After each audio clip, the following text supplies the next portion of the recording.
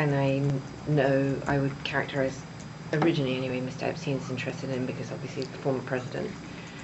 But I never saw him, other than that, I saw them be friendly on the plane, but I don't recollect anyway, ever seeing them in any other context. I don't remember him at his house in New York. Like I said, I don't believe he ever went to the island. I think that was just that was a story that did. Do you know one way or the other whether their relationship continued without you, like when you kind of moved on past Mr. Epstein? I don't believe so. Why do you say that you don't believe so? Because I don't think they had a relationship even when I was there.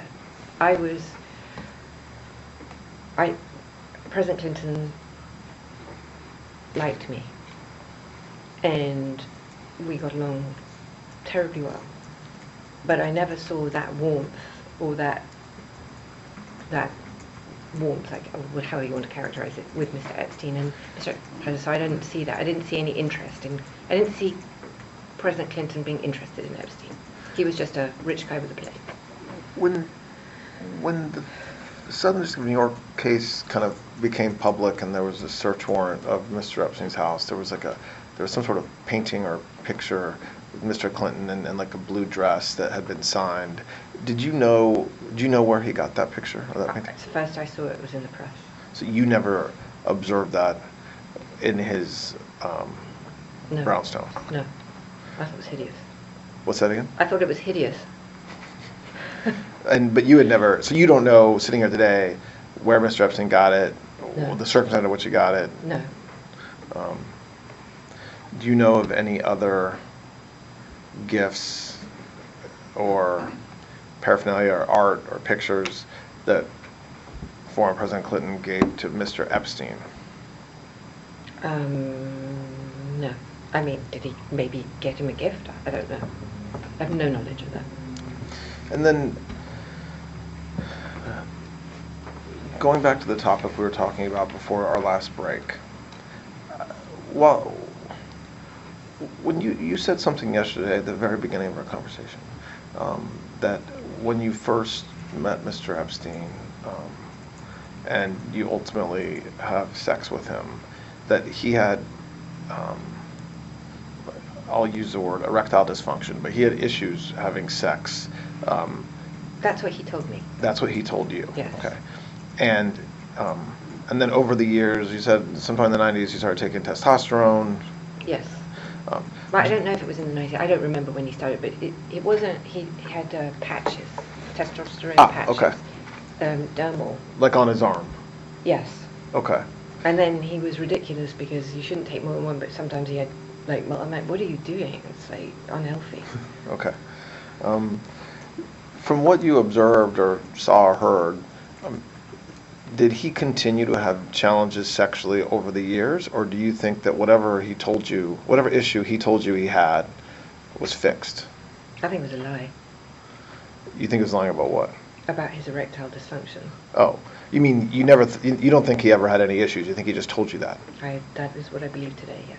But if any of the stories are true, he couldn't have had erectile dysfunction. The thing had a priapism, for Christ's sake. Well, that's one of the reasons for my questions. I mean, you're right. I mean, and again, we've talked about this a fair amount, but what did, like, the stories of what masseuses underage and overage have said about him are and what he liked, or what he demanded that they do, whether it's watching him masturbate or pinching his nipples, kind of things that are unusual. Do you believe that? Like, from what you saw and from what you observed, from what you did when you were in a relationship with him, is that true? Well, the bulk of what I read, he did not have sex. So that is consistent with what he told me, actually. And his masturbating, that is also consistent with what I knew myself. And I'm going to use a bad word. Please, you can use whatever word you need. Yes. Blowjob. Okay. He liked blowjobs. Okay. That I did observe. And he didn't seem to have any erectile dysfunction for blowjobs. But sex he didn't have. So when I read the stories about the allegations of sexual rape, I find that challenging because that was not his modus operandi, from my perspective. But when you read about blowjobs, that would be consistent with kind That of would what be you... consistent, as would masturbation, yes. Did you talk to masseuses or women that either he was in a relationship with or who asked you about working with him? Did you tell them, yes, he likes blowjobs, yes, he'll masturbate in front of you? Like, did you have conversations with any of those, with women, about what Mr. Epstein liked or what would make him happy or things like that? I don't have any memory of telling anybody about that. I think I may have joked, like saying, oh my God, like from a Sex and the City scene, that, he's, but not, I never instruct, the question you're asking me, sorry, let's just be clear. Did I ever instruct anyone how to pleasure Mr. Epstein? Your question, no. And you said this earlier, but I want to just, you kind of said it on your own. I want to ask the question just so I make sure that there's no confusion. When you, over the years... Sorry, can I just... Yeah, of course. say Yeah, please. I just want to say, the idea that I would have to explain to a woman how to satisfy Mr. Epstein is patently absurd, because he clearly was able to explain himself. He didn't need an interlocutor to explain what he liked. He's been doing this, obviously, or this, some version of this story his whole life, and did not require any help from me. Then, so did you ever observe him having sex with a masseuse, regular intercourse, not a blowjob, nothing else, where you either walked in or you were in the room? I never saw Epstein have sex with any person.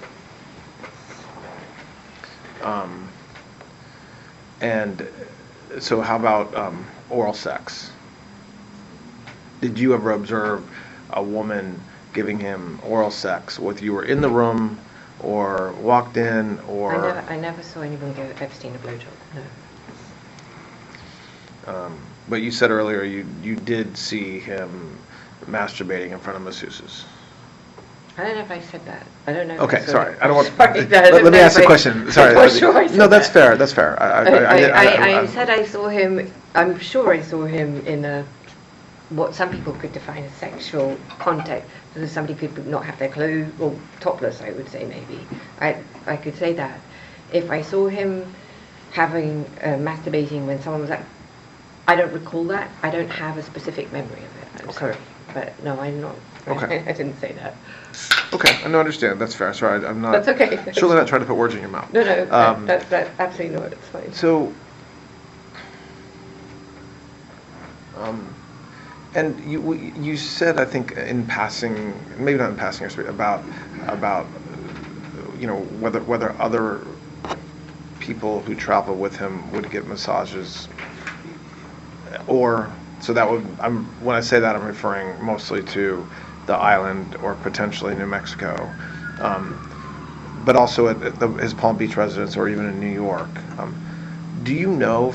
Do you have a list of names in your head or names that come to mind of people that you know did get massages when they were with Mr. Epstein? No, there's no list. There's no list of people getting massages. I don't have. I can barely recall all the people. I can barely recall. I struggle to recall actual people that I met, and I may have met a long time, but I had even forgotten that about Mr. Kennedy, or I probably brought it up yesterday. It just came to my mind now. So I don't have, and there's no list. There was never a list. There was no, or certainly none that I ever saw, none I ever heard of, none that I ever witnessed, none that there's no list. There's never been a list. And you never heard Mr. Epstein talk about such a list? Never. And you never heard Mr. Epstein suggest that he had some sort of control over somebody because of what he knew about what they had done, or had photos of him? I never heard him. No, I never heard him ask questions about that. I never heard him. So I've been present many times with masseuses. who presumably could or maybe did massage somebody. I'm not saying whether they did. just in the context, I never heard him ask any question of any masseuse who may have given a massage to a friend who was on the island or in Palm Beach or anywhere else for that, any details about that massage. Like, does he have a funky foot? No, I never heard that. It would be weird. And I think at one of the breaks today, your lawyer may have showed you something that just came out in the paper, I think, this morning or last night, a letter that is attributed to you, associated with this birthday book from 2003 that we talked about yesterday. Did you see that letter? I did see the letter. Is that, in fact, it just look like your handwriting or something you wrote? So I don't remember the letter. Okay. But it does look like my handwriting, and it does look like my name, and it looks like it could be real, but I have no memory of writing that, and I don't remember it at all. Do you remember what the birthday book, as they're calling it, what it looked like how it was put together? I do. What do you remember about it? I remember it was leather bound. I remember it being about yay big. It was big. Right, So you're saying it looks like it's like over 12 inches, 14, 15 inches? Yes, it was like sort of like a folio size, I guess, or something like that, and like this. And it was brown and thick, about this thick. Okay. And so I understand. on heavy stock paper. Heavy stock paper, like 14 inches high. That looks about right. And then around like. Well, A4 is okay. We had A4 because it was done on heavy stock paper, but I can't remember if it was folio size paper or it could have just been A4. Oh, I see. So it could have just been letter size, or it might have been legal size. Yes. Heavy stock paper. Yes. And the folks that submitted letters were given the stock paper, or how were the letters, or did you like glue or something the letters to the stock paper? Every which way. Some were given the paper and they did their own thing. Some would send me some scrap of paper and I would put it on the thing. Some I didn't get because they went straight to Epstein and I was just told to put them in, like I said. And how was it bound? It went to a professional binder who did it like a book that you'd see in the library. So like the glue that keeps a regular book, a novel that you would read together, it was bound that way? I believe so. I don't think it was stitched, but I don't remember. I mean, it was professionally done by a professional bookbinder. And then after you presented it, or after it was presented to him when he turned 50, did you see the leather-bound book? Did he keep it somewhere in particular? It was in his bookcase in 71st Street. In Manhattan? In Manhattan. And did you see it over the years until you stopped going to the Brownstone? I saw it. I know I did see it because it was right behind his desk. And after I stopped going, I don't know what happened to it. Do you remember being told or knowing where the book is now? No, but when I received in Discovery those pages, I assumed that it had been found when either New York or the island was searched, and I assumed that the Southern District of New York had it. But I think you said yesterday, but just to go over it again in case you remember anything differently, you recall seeing some of the letters in Discovery. I do. But you don't recall kind of seeing the leather book start to finish. No, but remember, I didn't see all of Discovery because they were very clever about, I didn't receive all Discovery, period. And in fact, very important items were not given to me at all, including witness testimony from grand jury. So you don't know one way or the other whether it was part of Discovery. You just know that you didn't get it. It wasn't part of Discovery that was given to you. Correct. But I'm absolutely sure that the Southern District of New York hid very important pieces of evidence from me. Okay. And I assumed that they leaked it, because where else would it be? If that's what it is, if it's true. Okay. So I'll say it to you, as I've talked a little bit with your lawyer about it. I said to you yesterday that the purpose of what we did yesterday and today was exactly what we did, which is to have a conversation about Mr. Epstein and about you, And